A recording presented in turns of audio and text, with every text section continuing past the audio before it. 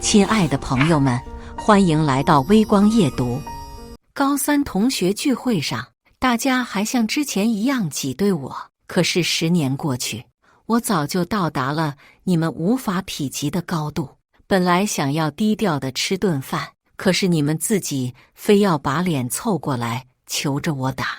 我不打，岂不是不给你们面子？接下来开始我们本期故事。记得点击订阅并开启小铃铛。天哪，这不是张萧冉吗？都10年没见，你怎么还是这么好看？我放下手机，看向声音传来的地方，是一个胖胖的，看上去大概30来岁的男人，有点眼熟，但是我一时想不起来是谁。看我一脸疑惑的样子，那个男人走近解释道：“我啊，周启伟啊，高3的化学课代表。你忘记了吗？没想到会在这里遇到你。”我一副恍然大悟的样子，好久不见，你胖了好多啊。周启伟是我高3时候的同学，当时是化学课代表，瘦瘦高高的，很难想象这10年他都吃了什么，怎么能够膨胀到这个地步。周启伟奇怪地问我，什么叫没想到会遇到我？今天是我们同学聚会，你不是来参加聚会的吗？同学聚会，我本来和男友约好在这里见面吃饭的，他临时有事，可能来不了，我正要回去呢。我解释了一下，你们好好玩，我先走了。周启伟却突然拉住我，难得见面，大家都在，你肯定得过去打个招呼。温阳平和方纯宇也在呢，你们当时不是最好的朋友吗？最好的朋友？我不免冷笑，要不是他们2个，我也不会在国外漂泊这么多年，去年才回国了。我真有事情，你们好好玩，都这么多年没见了，都不熟悉了，见面会很尴尬的。周启伟仿佛没听到一样，走，快走，包厢就在旁边。今天除了你最好的2个朋友，还有2个老同学，蒋良才和白亦涵都在呢。我一直在拒绝，但是周启伟的力气实在太大，我都没来得及说什么，就被他拉进了包厢。我整了整被拉皱的衣服，跟大家打了个招呼，好久不见。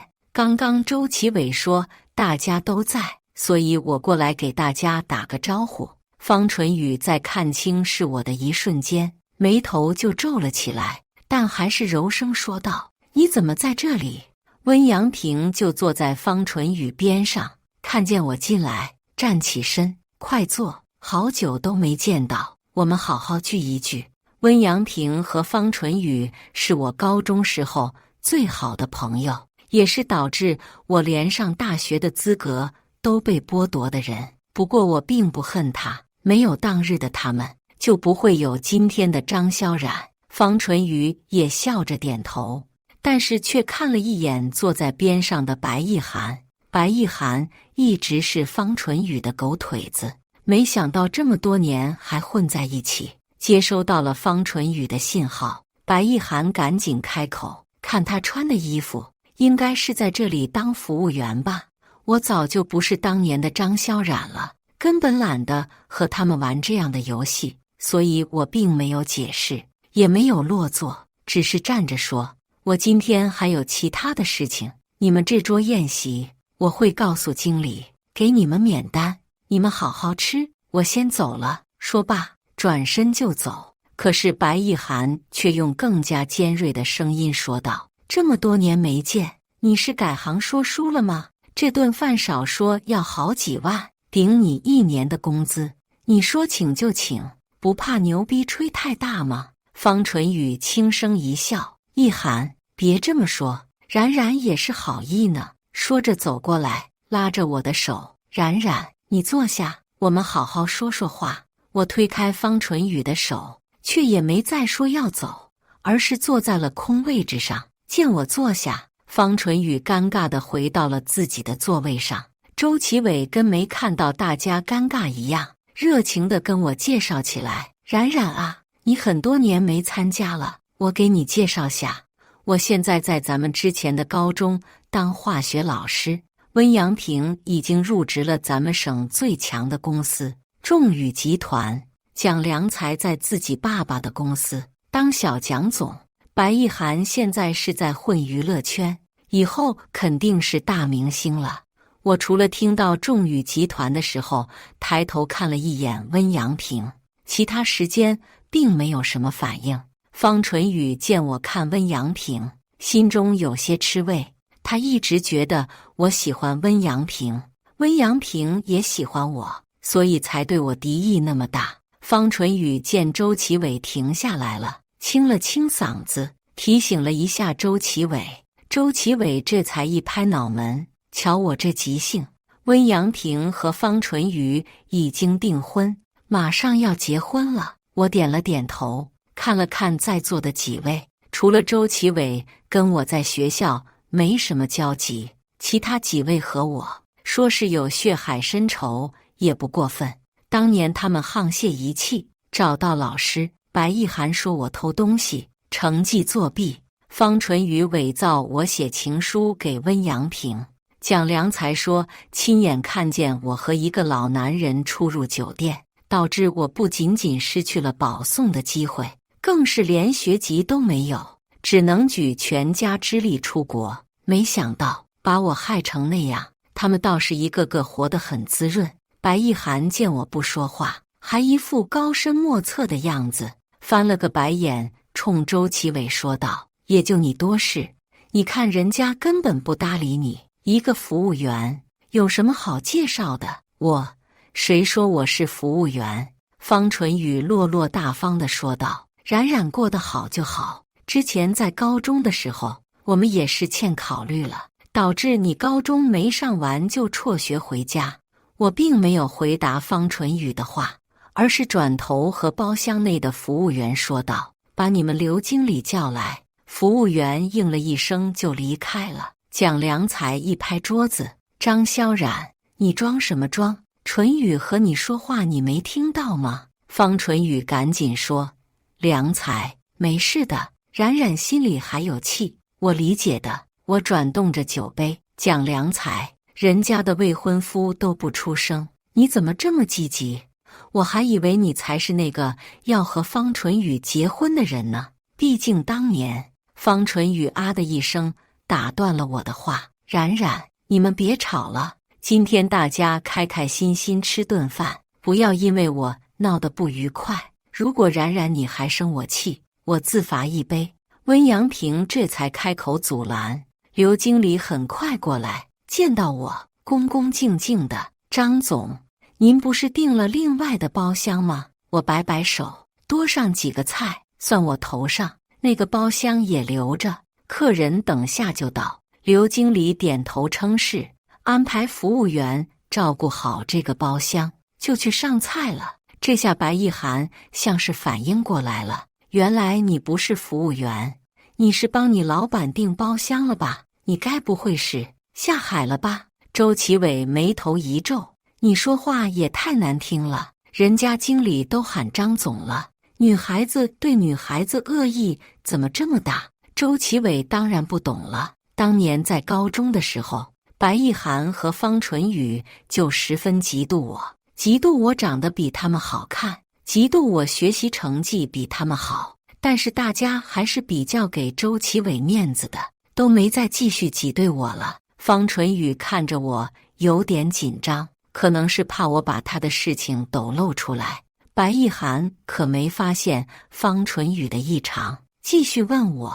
那张总，你现在具体是做什么工作？我如实的告诉他，我刚从国外回来不久，新入职了一家公司。我本来想直接告诉他们，我就是众宇集团新上任的副总经理，不过看他们这个样子，估计也不会相信我，所以我并没有直说。蒋良才像是听到什么好笑的笑话一样，乐得上气不接下气。什么公司？说不定我们以后还能合作呢。蒋良才的语气满是嘲讽。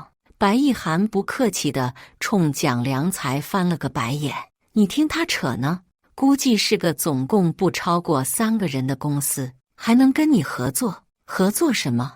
而且你不是说你在和众宇集团谈生意吗？温阳平似乎是考虑了很久。其实你有什么难处可以说出来的，我们作为你的老同学肯定会帮你的。对呀，方淳于也急忙附和。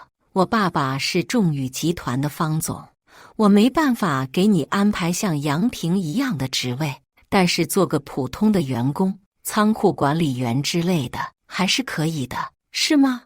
你爸爸难道是众宇集团人事部的方乾坤，方总吗？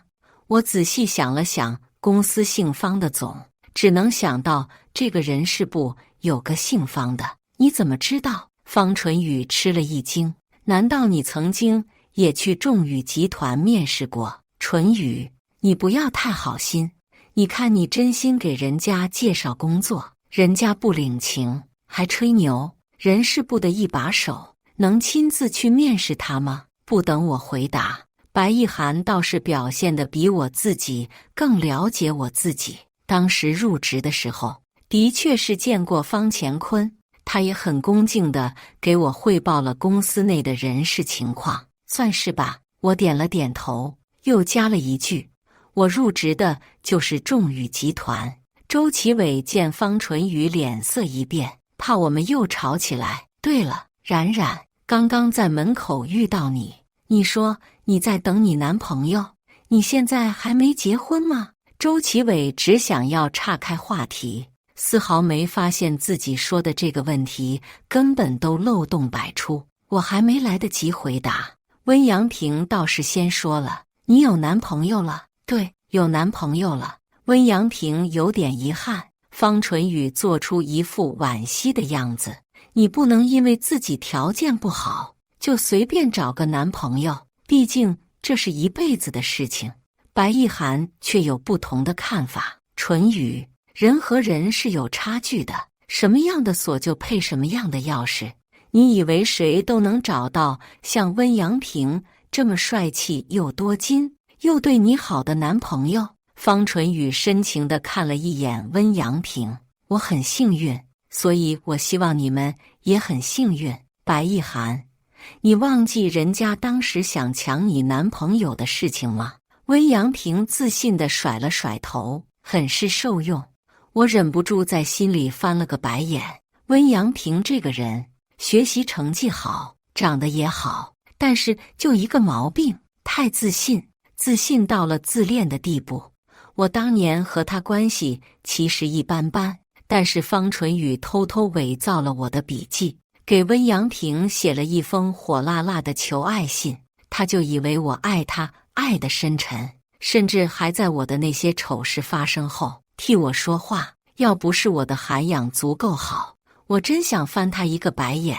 当年高中的时候，他和方淳宇是一对准情侣，我和方淳宇是同桌，关系一直挺好的。可是自从我那天后，一切都变了。正好大家都在，我澄清一下，我当年对温阳平没有任何一点的喜欢、暗恋之类的情愫。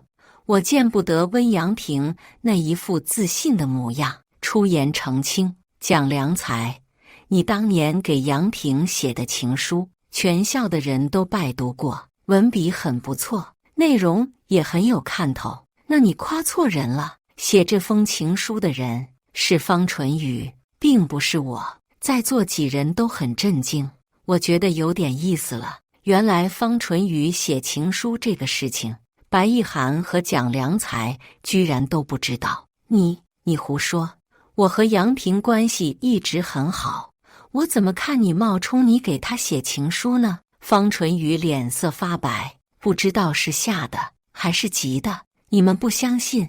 我现在还保留当时那个情书的照片。我掏出手机，在网盘里面找了一会，找到这张照片，展示给大家看。正如我当年解释的，这个情书辞藻华丽，措辞浮夸，我是根本写不出这样漏洞百出的情书的。什么执子之手，与子偕老，这是歌颂战友情，我哪有这么无知，拿来写情书？淳宇，你要不要解释一下呢？不然以后你老公总以为我喜欢他呢。方淳宇，不是你吗？我们那次在学校附近酒店遇见的时候，你不是承认了，并且跟我道歉了吗？我说到酒店，方淳宇好像斗败的攻击我不是故意的，我当时就是开个玩笑，没想到情书被老师发现，我不敢说，才导致冉冉你什么？周启伟替我不平，你知道你这句玩笑害得冉冉失去保送的机会吗？温阳平的脸色比方淳宇更精彩，也是，他就喜欢这样的感觉，喜欢大家暗恋追捧。但是现在方淳宇是他的未婚妻，他顾不得自恋。启伟，你说的太严重了。当时萧冉失去保送机会和开除学籍，和这封情书没有关系。方淳宇的眼泪说来就来。启伟，你说的对，虽然我没有让冉冉失去保送机会和开除学籍，但是这个情书是我的错，我不该开这样的玩笑。我郑重地给冉冉道歉，说着端起一杯酒，冉冉，请你原谅我，喝了这一杯，我并不给他面子，一句对不起，一句开玩笑，一句没害我，就把自己撇得干干净净，这样的对不起我可不接受。那你要怎么样？你是要淳宇给你钱吗？蒋良才见方淳宇哭得梨花带雨，心都碎了。可以的，我可以赔偿你的，只要你说个数。方淳宇放下酒杯，拿起手机，我现在就可以给你转钱，我不需要你的钱。当年你失去保送机会和学籍，主要是因为你偷拿别人东西，还有学习作弊和……温阳平说不出口，和老男人开房，对吧？我替他补充完整。我不相信冉冉是这种人，冉冉学习成绩很好，根本不会作弊。至于什么开房，我就更不相信了，无稽之谈。周启伟比我还生气，连情书都是假的，你认为其他的事情会是真的吗？真的是绣花枕头。我鄙夷地看了一眼温阳平，伸手指了指蒋良才，你这么听方淳宇的话，我能理解，我就是不理解白亦涵为什么也这么听话。白亦涵理直气壮，我是说的实话，当时我新买的项链好几万呢，不就是在你的柜子里面找出来的，这个你还要抵赖吗？是吗？那是你买的还是方淳宇买的？你自己不清楚吗？温阳平和周启伟都奇怪地看着方淳宇，什么意思？是你买的还是白亦涵买的？周启伟看着方淳宇，觉得此事似乎不简单。我不知道，冉冉你在说什么？方淳宇摇头。阳平，你要相信我。温阳平点了点头，我肯定相信你的。我拍了拍手。我觉得方淳宇你应该进娱乐圈，正好我也认识娱乐圈的人，介绍你去，你肯定能当影后了。白亦涵一拍桌子，就是你自己偷的，你别不承认。在座除了周启伟，你们几个都清清楚楚当时事情到底是什么情况，现在也没有外人，咱们好歹也是同学一场，真诚一点不行吗？你和方淳宇联合污蔑我，到现在还不敢说句真话吗？我手机传来我男友的信息，我到包厢了，你怎么不在？我回复后看着白亦涵，我刚才说我在娱乐圈有点人脉，不是开玩笑。你要是能够诚实的把当年的事情说出来，发在朋友圈或者高中同学群，我就原谅你当年的所作所为，保证不会给你在娱乐圈使绊子。你觉得怎么样？我真的是要笑掉大牙。你以为你是？白亦涵话还没说完，包厢门就开了，他立刻站直，结结巴巴的：韩总，您怎么在这里？我站起身介绍，这就是我在娱乐圈的人脉，给大家介绍一下，我的男友韩耀。韩耀不是男友，是未婚夫。又看着白亦涵，似乎在努力回想这个人是谁。抱歉，我好像不认识你，你是冉冉的朋友吗？白一涵一改刚才尖酸的样子，毕恭毕敬地走到了韩耀身旁，用力地鞠了躬。韩总，我是公司签约的艺人，是冉冉的高中同学。这要巧吗？冉冉，你怎么没和我说起过呢？明天我和金秘书说下，可得好好照顾一下冉冉的高中同学呢。大家看白一涵对韩耀的态度，早就猜到了韩耀身份不一般。白一涵也赶紧介绍，这是我们公司的韩总。白一涵签约的公司是行业内数一数二的影视公司，家族企业。周启伟站起身，握住了韩耀的手。冉冉的男朋友竟然是白一涵的老板啊，真的太巧了。冉冉，你瞒得也太好了。对了，我听冉冉说，他有几个诬陷他，导致他退学的同学，你们知道是谁吗？冉冉一直不肯说呢。白一涵此刻恨不得多长出2张嘴巴，把当年的事情推得一干二净才好。韩耀问起，他急不可耐地指着方纯宇：“韩总，就是他了。他当年把一条项链藏到了冉冉的柜子里，冤枉是冉冉偷的。还有他诬陷冉冉和老，生活作风问题。你胡说！”方纯宇和蒋良才异口同声：“我有证据可以证明的。我当年就不耻这样的行为，劝了很久都没有阻拦成功，所以留下了证据，就为了还冉冉一个清白。”白一涵义愤填膺，现在看看演技还是不错的。什么证据？我有点奇怪，都过去这么久了，白一涵还能有什么证据？没想到白一涵看上去对方纯宇全心全意，却一直保留着10年前的聊天记录、短信和一些音频。白一涵表忠心似的把这些证据一一罗列出来，还讨好的看着我：“冉冉，我把这些发在高中群里面，让大家都看看这个方纯宇到底是什么样的人，你就不要生气了。反正你现在也非常幸福，有韩总这么好的男友。不可以，你敢发我就毁了你。”方纯宇抢过手机，声音尖锐。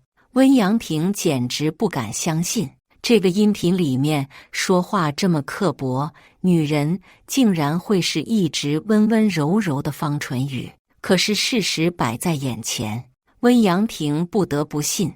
你竟然……可是她也不知道该说些什么，竟然是个这么恐怖的人，对吗？我接过话茬，我也和你一样，没想到当年他和我关系那么好，却在背后做出这样的事情。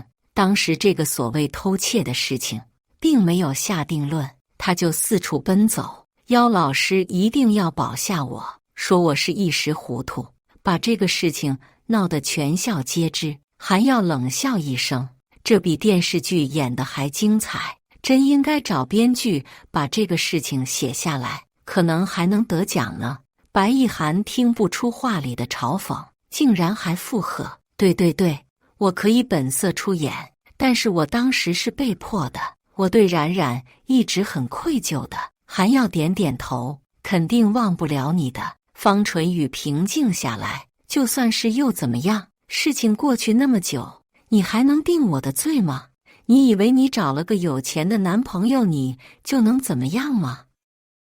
我不怕你，我明天就让我的爸爸把你从众宇开除，行业内封杀。方纯宇似乎看我皱眉，似乎以为我是怕了。众宇可是大公司，我爸爸正好专管人事调度，当年你得罪了我，我能让你从学校滚蛋，现在你得罪我，我一样可以让你从公司滚蛋。人和人生来就是不同的，我就是要把你踩在脚底下，永远不能翻身。温阳婷似乎是第一次见到这样的方纯宇，震惊的后退好几步。蒋良才拉了拉方纯宇的袖子，似乎是想要他冷静一些。可是方纯宇现在气血上涌，哪里管得了这些？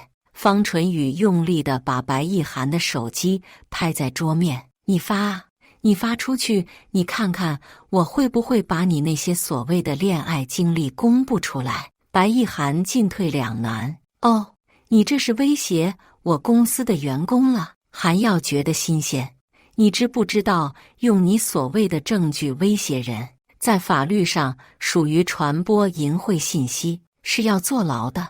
白一涵好像找到了精神支柱，短短几分钟就已经知道谁是值得信赖的人，赶紧把方纯宇的这些事情发在了群里。我不在群内，但是听到他们几个人的手机动静，我就知道，估计讨论的人不少。韩总，这些事情我都说了，您可得好好帮我啊！说着也不顾我在场，伸手想要挽韩耀的胳膊。韩耀后退几步，合约内说得清清楚楚，你这样浑身黑料的人，我可没办法帮你，你自己解约。违约金我可以算你少一点，就当你今天作证的报酬了。白一涵接受不了这个打击，瘫坐在地上。方纯宇见白一涵这样，痛快了不少。和我作对的人是不会有什么好的下场的。温阳平，纯宇，你怎么是这样的人？你还以为方纯宇是你纯洁、单纯、温柔的女朋友？我看着蒋良才，慢悠悠地说道：“其实方纯宇对我的恨不是无缘无故。温阳平，我知道纯宇只是太爱我了。”我忍不住翻了个白眼。其实跟你的关系不是很大，主要是因为蒋良才。你闭嘴！我撕烂你的嘴！方纯宇冲过来，我闪身躲开。方纯宇不小心跌倒在地。你什么意思？跟蒋良才有什么关系？温阳平听出我话里的揶揄，顾不得地上的方纯宇。蒋良才倒是急不可耐地跑过去，把方纯宇扶起来，安坐在椅子上。你看不出吗？你真的是被你的自信蒙蔽了双眼。我当年就是因为在酒店外遇到了方纯宇和蒋良才，撞破了他们的事情，所以才会被针对。这样跟你说，你懂了吗？方纯宇顾不得自己膝盖还疼，拉着温阳平的手。假的，他就是嫉妒我，故意诬陷我的。诬陷你？那你刚才频频打断我，一听我说你和蒋良才就冲过来，难道是提前猜到我会诬陷你？方纯宇，杨平，我当时年纪小，不懂事，我犯了错，你会原谅我的，对吗？我爸爸刚给你把工作安排好，我们的结婚请柬都发下去了，我们不能在这个时候闹翻的。方纯宇也不管温阳平是否答应，拿出手机就给方乾坤打去电话。爸爸，你们公司那个张萧冉现在就在我的包厢，你快过来，你把他开除，你把他开除啊！我和韩耀就坐在椅子上，静静地看着他上蹿下跳的表演。怎么可能？怎么可能？肯定是同名同姓，我们就在你给我订的包厢，你赶紧过来啊！方纯宇冲着电话大喊。怎么样？你爸爸打算什么时候把我开除啊？我笑眯眯地看着方纯宇，方纯宇却没有回答我，只是呆呆地一直说怎么可能。蒋良才根本不知道电话里面发生了什么，开始为自己的女神说话。是我自己爱慕方纯宇，方纯宇根本不喜欢我，可是现在说这些有什么意义呢？温阳平只是觉得脑袋发绿，头发晕，喃喃道：“你肚子里的孩子不会也是？”“不是的，不是的。”蒋良才摇头，“孩子肯定是你的。”温阳平见蒋良才还有脸开口，一拳就打了过去。周启伟还坐在椅子上，不知道该不该去劝架。方乾坤却在经理的陪同出现在我们的包厢。“纯宇，你怎么回事？你什么事情得罪张总了？赶快给张总道歉。”我摆摆手，“没事的，方总。”方乾坤尴尬地说：“张总您喊我老方就可以，这声方总我担待不起啊。”方纯宇看见自己的爸爸来了，一进来就喊我张总，他悬着的心终于死了。你就是众宇集团从国外高薪聘请回来的张总。方乾坤虽然不知道发生了什么，但是看在座的氛围，哭的哭，呆的呆，自己的准女婿还跟别人动了手，也猜到是有什么不愉快，反射性的就向我道歉。张总，我女儿年纪还小，还请您多多担待，有得罪的地方，我替她给您道歉。没事，我和你女儿是老同学，当年不是你女儿逼我一把，我都没这么大成就呢。方乾坤怎么可能听不出这句话的意思，拉着方淳宇的手，快好好给张总道歉。不必了，不情不愿的道歉我不需要的，你放心，我不会因为你女儿的事情就给你穿什么小鞋，只要你自己忠于岗位，不做一些安排自己的人进入公司，给自己的朋友牵线搭桥和公司合作，或者说利用自己的岗位公款吃喝之类的事情就行。我每说一句，方乾坤的脸就黑一分，说到最后，方乾坤的汗都出来了。其实早在刚到公司，我就发现方乾坤不对劲，经常公款吃喝，利用自己的职务之便给自己谋取很大的福利，尤其在面试入职方面，很多有能力的人都被他做主刷下去，很多能力一般的反而被录取了。本来还想仔细调查一下，没想到今天竟然直接遇到了。不知道温阳平是凭自己的实力入职，还是凭着裙带关系入职呢？温阳平脸色倒没有什么大的变化，不知道是太自信，还是还沉浸在绿帽子的情绪里。方总，今天这一桌不会又是用仲宇的名义定的吧？不是，不是，这我是自己给我女儿定的。方乾坤擦了把汗，战战兢兢地说道：那倒不必，我们同学聚会怎么能让你花钱呢？这桌我会付钱，你不用担心。不过你在隔壁的那桌，我就不方便给你付了。张总，您听我解释。我做了个晋升的动作，不必解释。去了公司，我会好好调查清楚的，放心，绝对不会冤枉了你。我又看向蒋良才，小蒋总，其实你的方案我是有看过的，按照你们公司的水准，根本不能和仲宇合作。我也不知道你的方案是怎么通过层层审核，递交到我的面前的。正好你今天在这里，我只能遗憾地告诉你，仲宇暂时没有考虑跟你进行合作。蒋良才似乎想要解释，我又补充了一下，当然，这个事情跟你当年冤枉我是毫无关联的。我如果跟你们一样只活在过去，是没办法走出来，获得现在的成就的。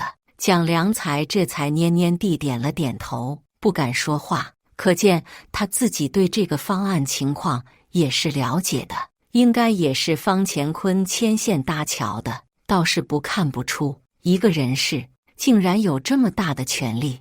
看样子公司的确要好好整顿一下了。方淳宇见到这个情况，回过神来，冉冉对不起，当年的事情都是我的错，但是跟我爸爸是一点关系都没有的。你可以怪我，我可以跟你去警察局，我可以接受所有的后果，但是请你不要连累我的家人。你不要以为所有人都和你一样。我懒得和他说什么，只跟周启伟道歉。不好意思啊，启伟，本来你们开开心心的聚会，被我搞成这样子。周启伟被这一连串的事情震惊得不行，才缓过神来，我再和他说话。不是不是，你看这，下次有机会我再请你吃饭。我今天还有事情，先走了。还要见我终于要走，早就该走了，我都饿了。本以为这次之后就再也不会有交集，没想到第二天晚上这件事情就上了八卦热搜。ZY 集团新上任的副总经理，年纪轻轻，长得很漂亮，不知道靠什么上位的。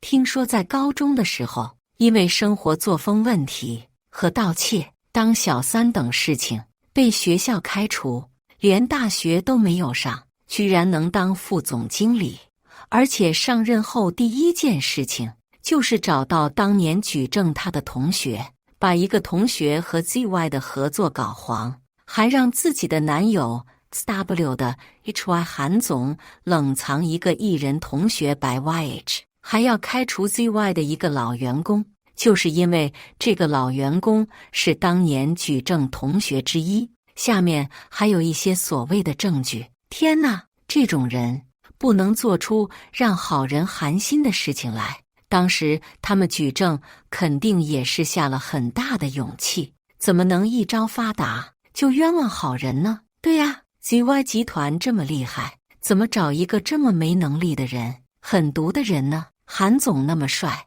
怎么看上他的啊？也是被骗了吧？我往下看了一下，不知道是方淳宇花钱了，还是网民真的这么想，全是差不多的评论，都是批评我是个靠身体上位的人，偶尔也会有几条澄清的回应或者是质问，但是很快会被恶评淹没。韩耀则是个没脑子，被我耍得团团转的人，真的是，我们不去弄他们，他们居然还敢网上乱发，真是不知道我是干什么的吗？韩耀身处娱乐圈，这样恶人先告状的事情他见得多了，跟我比舆论，真是不自量力。